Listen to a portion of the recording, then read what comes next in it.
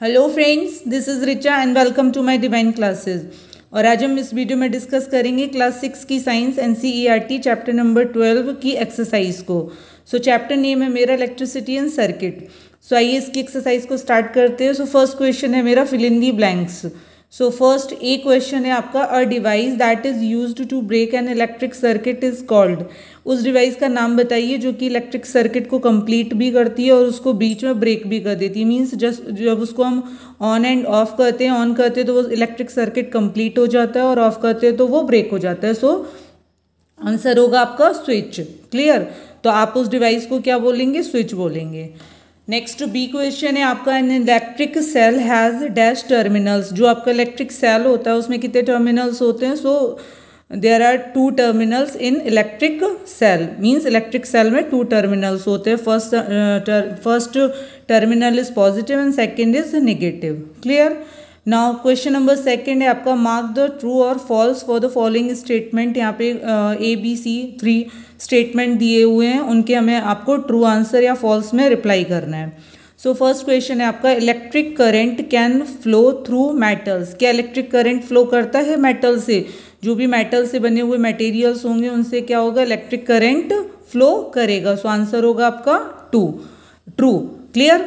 Now next question है आपका B, instead of metal wires a jute string can be used to make a circuit. क्या आप एक metal wires की जगह आप जूट स्ट्रिंग का यूज़ कर सकते हैं सर्किट को कंप्लीट करने में? आपको एक इलेक्ट्रिक सर्किट तैयार करना है, आप उसमें मेटल वायर की जगह जूट स्ट्रिंग ले लें तो आपका सर्किट कंप्लीट हो जाएगा। क्या आपका करंट फ्लो कर भी पाएगा? तो आंसर होगा फॉल्स।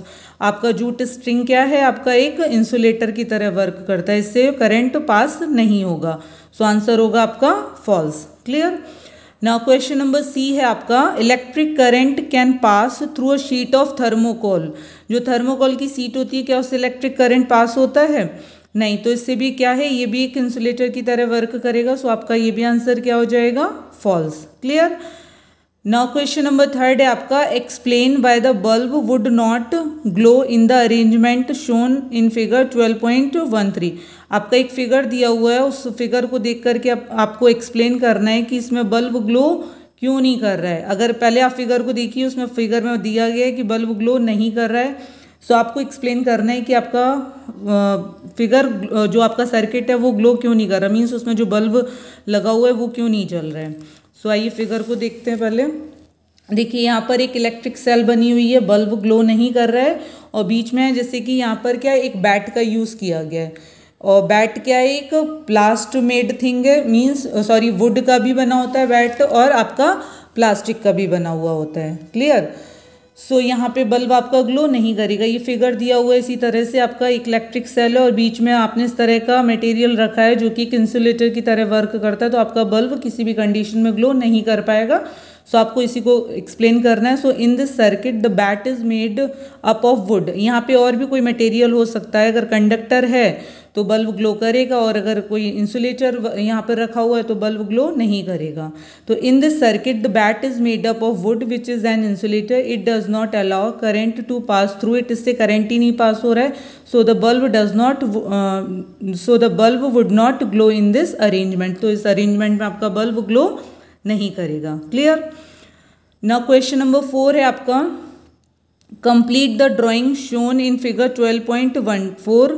ये आपका फिगर 12.13 था, ये 12.14 है। To indicate where the free end of the 2 wires should be join to make the bulb glow. आपको यहाँ पर आपको ये इनकम्प्लीट फिगर था, इसको मैंने कंप्लीट किया है। आपका जैसे यहाँ पे ये थर्मोकोल शीट है, यहाँ पे 2 पिन्स लगी हुई हैं और यहाँ सेफ्टी पिन लगी हुई है। तो इसका जो आपका यहाँ पे जो वायर कनेक्ट है वो इलेक्ट्रिकल सेल के एक टर्मिनल से कनेक्ट है और जो दूसरा वायर है वो बल्ब के एक दूसरे टर्मिनल से कनेक्ट है। और यहाँ का जो वायर लगा हुआ है वो एक पॉजिटिव टर्मिनल से कनेक्ट है और एक बल्ब में भी 2 टर्मिनल्स होते हैं। तो यहाँ पर मैंने इसको फिगर को कंप्लीट किया, ये इनकम्प्लीट दिया हुआ था। तो आपको इसको इस फिगर को कंप्लीट करना है, ऐसे कंप्लीट करना है कि आपका बल्ब ग्लो कर जाए। तो मैंने यहाँ पर जो भी वायर इनकम्प्लीट फिगर था उसको मैंने क्या किया? कंप्लीट किया। आपको क्या करना है? आपको एक वायर को इलेक्ट्रिक सेल के एक टर्मिनल से जोड़ना है और दूसरे वायर के जो आपका बल्ब में लगा हुआ है, इसका एक एंड किससे जुड़ा हुआ है, बल्ब के एक एंड से, एक टर्मिनल से, और दूसरा एंड जो वायर बना हुआ है वो आपका बल्ब के दूसरे टर्मिनल से जुड़ा हुआ है। सेम दैट इलेक्ट्रिक सेल में भी ऐसे ही जोड़ना है। Clear. Now move to the question number 5। So आइए क्वेश्चन नंबर 5 देखते हैं अब हम। क्वेश्चन नंबर 5 क्या है, what is the purpose of using an electric switch. Electric switch का जो इलेक्ट्रिक स्विच आप जो बनाते हैं उसका क्या पर्पज है। And name some electrical gadgets के नाम लिखने हैं that have switches built into them, जो कि उसमें जो स्विच बने जो उसमें बना हुआ है उसमें वो उसकी जो स्विच हैं, कोई इलेक्ट्रिकल गैजेट्स के नाम लिखना है जिसमें स्विच का यूज़ किया हो गया। सिंपल। क्लियर। सो आंसर है आपका अ स्विच क्या है, एक स्विच एक ऐसी डिवाइस है, a switch is a device that either break a circuit और कंप्लीटेड, जो कि सर्किट को कंप्लीट भी कर सकती है और ब्रेक भी कर सकती है। The switch used in lighting of electrical bulb and other electrical appliances. Electrical bulb में हम स्विच का यूज़ करते हैं और इलेक्ट्रिकल एप्लियंसेज और भी जो एप्लियंसेज होते हैं उनमें यूज़ करते हैं। Work on the same principle, और सेम प्रिंसिपल पर ये वर्क करता है। कौन, electric switch. Electrical gadgets that have switches built into are. So आपको कुछ इलेक्ट्रिकल गैजेट्स के नाम लिखने हैं जो जिसमें क्या लगे हुए होते हैं, स्विच लगे होते हैं। सो आप कोई भी एग्जांपल्स लिख सकते हैं, जैसे मैंने यहाँ पे लिखा है radio, mobile, torch and electrical toys. Clear. So आप भी यहाँ पे कुछ एग्जांपल्स और एक्स्ट्रा लिख सकते हैं। नाउ क्वेश्चन नंबर 6 है आपका, would the bulb glow after completing the circuit shown in figure 12.14 if instead of safety pin we use an eraser। अभी हमने एक फिगर को देखा था, वहाँ मैंने सर्किट को कंप्लीट मीन्स वहाँ पर आपका सेफ्टी पिन लगा हुआ था और उसको मैंने कंप्लीट किया था, जैसे जिस वायर को जिस एंड से जोड़ना होता है मैंने जोड़ा था। अभी ये कह रहे हैं कि यहाँ पर अगर हम सेफ्टी पिन की जगह अगर हम इरेजर का यूज़ करते तो क्या बल्ब ग्लो करेगा। यहाँ पे सेफ्टी पिन लगी हुई है तो आपका बल्ब ग्लो कर रहा है। बैटरी सेल है, थर्मोकोल शीट है, ये वायर का एक एंड इससे जुड़ा हुआ है और एक एंड इसके बल्ब से जुड़ा हुआ है। सेम इसी तरह से इसका जो वायर का एक एंड है वो बल्ब के एक टर्मिनल से जुड़ा हुआ है और इलेक्ट्रिक सेल के एक और टर्मिनल से जुड़ा हुआ है। सो यहाँ पे कंप्लीट है, सो बल्ब ग्लो कर रहा है। क्यों, क्योंकि यहाँ पे जो बीच में ये जो ड्राइंग पिन के बीच में जो मटेरियल लगा हुआ है वो आपका सेफ्टी पिन जो कि एक मेटल का बना हुआ है, उससे करंट फ्लो होता है जो it is a good conductor of electricity.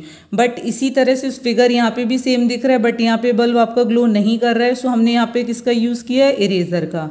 So eraser का यूज़ करने पर क्यों नहीं बल्ब ग्लो करे, क्योंकि इरेजर एक इंसुलेटर की तरह वर्क करता है। सो यहाँ पे करंट आपका पास ही नहीं हो रहा है, यहाँ से करंट नहीं फ्लो हो पा रहा है, तो बल्ब कहाँ से ग्लो करेगा।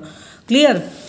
सो आप इसका रिप्लाई कैसे करेंगे, air is an insulator so circuit will not be complete. Eraser एक इंसुलेटर है सो सर्किट कंप्लीट नहीं हुआ, so as a result the bulb will not glow. So result आपका क्या निकलेगा कि बल्ब ग्लो नहीं करेगा। क्लियर। नाउ क्वेश्चन नंबर 7 है आपका, would the bulb glow in the circuit shown in figure 12.15। यहाँ पे फिर अगेन एक और एक फिगर दिया हुआ है, यहाँ पे भी बल्ब ग्लो नहीं कर रहा है। तो इसमें क्या प्रॉब्लम है, अब क्या फॉल्ट है, क्योंकि यहाँ पे जो है ना बल्ब की जो ये जो वायर एक एंड, ये जो आपको ग्रीन वायर और रेड वायर मैंने दो यूज़ किए हैं, इसका एक फ्री एंड यहाँ पे इलेक्ट्रिक सेल के एक एंड से टर्मिनल से जुड़ा हुआ है और एक बल्ब के एक टर्मिनल से। बट यहाँ पे आपको एक जो ग्रीन वायर है उसका एक पॉजिटिव टर्मिनल इलेक्ट्रिक सेल से जोड़ा, बट इसका जो एक और दूसरा एंड था वो आपको बल्ब से के दूसरे एंड से जोड़ना था।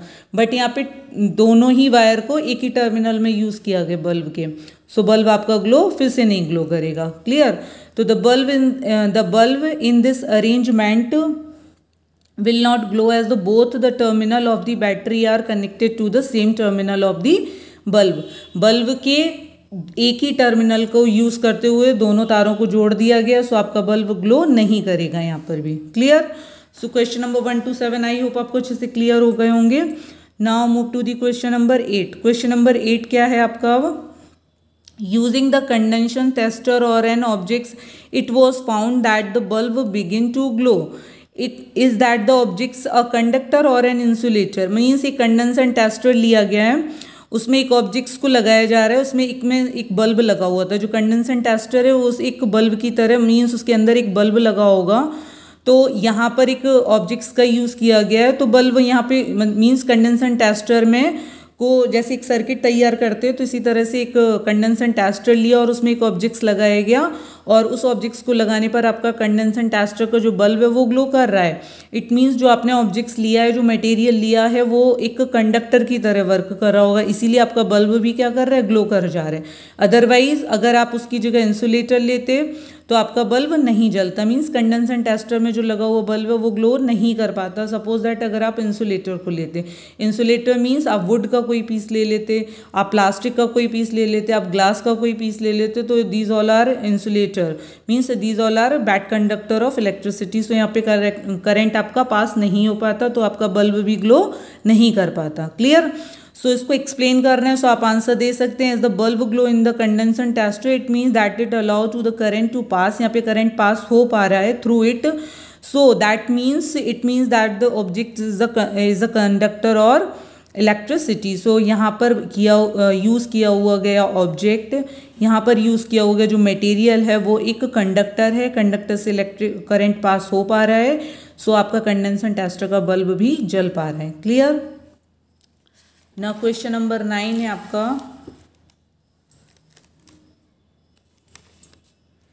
क्वेश्चन नंबर 9 है आपका, why should an electrician use rubber gloves. जो इलेक्ट्रीशियन होते हैं मीन्स जो बिजली का काम करते हैं वो रबर ग्लव्स का यूज़ करते हैं अपने हैंड में। क्यों यूज़ करते हैं? While repairing an electric switch, जो वो इलेक्ट्रिक स्विच को रिपेयर कर रहे होते हैं, या कोई भी इलेक्ट्रीशियन जो होता है ना इलेक्ट्रिकल से रिलेटेड कोई वर्क कर रहा होता है, तो वो मोस्ट ऑफ द टाइम क्या पहनते ही हैं, रबर ग्लव्स का यूज़ करते हैं। ऐसा क्यों करते हैं तो उसको एक्सप्लेन करना है। क्योंकि हमारी बॉडी जो है ना वो एक गुड कंडक्टर ऑफ इलेक्ट्रिसिटी है, और उसमें लगी हुई जो तार हैं वो अगर हम टच कर जाएंगे तो डेफिनेट है कि हमको क्या होगा, इलेक्ट्रिक शॉक लगेगा, है ना। तो आपकी बॉडी हम मीन्स ह्यूमन बॉडी जो है ना वो एक गुड कंडक्टर की तरह वर्क करती है। क्लियर? सो आप डायरेक्ट उसके कांटेक्ट में आएंगे तो डेफिनेट आपको करंट लगना ही है। सो इसलिए जो इलेक्ट्रीशियन होते हैं, या आप भी अपने घर पे कभी इलेक्ट्रिक उसका वर्क करें, कोई भी स्विचेस वगैरह को टच करें, तो आप ध्यान रखें कि इलेक्ट्रिक रबर ग्लव्स का यूज़ करेंगे।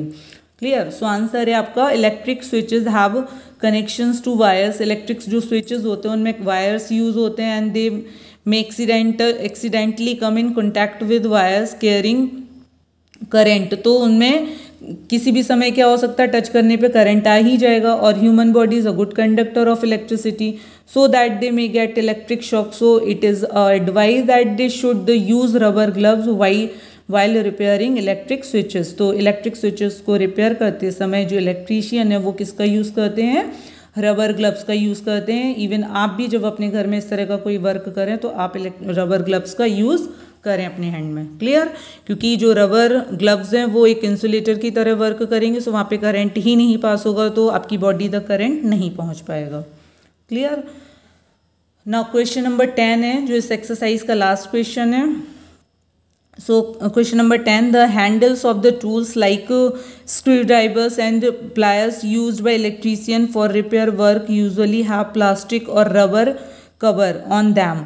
Can you explain why? अब फिर से वही क्वेश्चन पूछ रहे हैं कि जो इलेक्ट्रीशियन होते हैं जो स्क्रू ड्राइवर का यूज़ करते हैं या और भी कोई अदर मटेरियल्स का वो थिंग्स का यूज़ करते हैं, तो या तो उन पर रबर कवर लगा होता है या फिर प्लास्टिक की कवरिंग होती है। तो ऐसा क्यों होता है?